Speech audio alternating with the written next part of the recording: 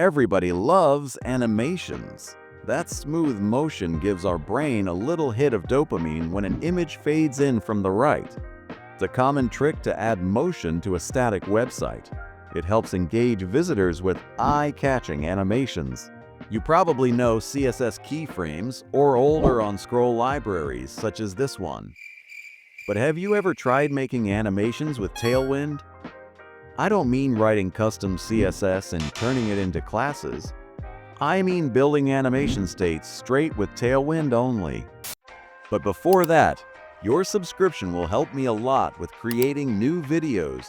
You won't regret that decision. Well, with this package, now you can. It makes coming up with animation ideas really easy.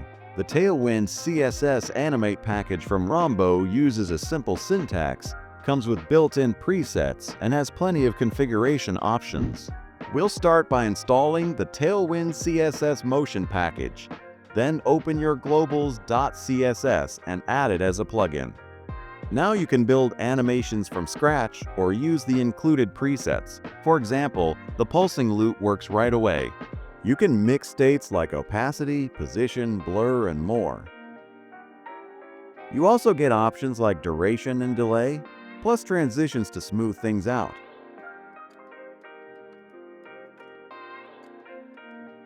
The loop suffix turns a style change into an infinite animation between its default and target states, perfect for ongoing effects.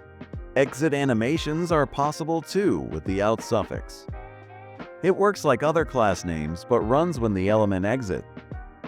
Finally, the coolest part, on-scroll animations.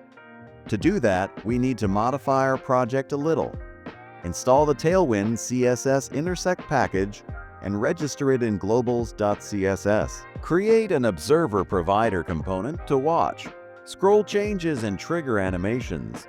Then wrap your page content with that provider and you are good to go. To use scroll animations, prefix the animation class with intersect so it only runs when the element is in the viewport. Last class name you might want to use is intersect once, which makes your scroll animation launch only once per visit, so it won't be launched every time the element enters your viewport. And just like that, we've made our first animations with this awesome setup. Was that helpful? Or have you already been using these packages? Drop a comment below. If you liked the video, consider subscribing and hitting the bell so you don't miss new stuff. See ya!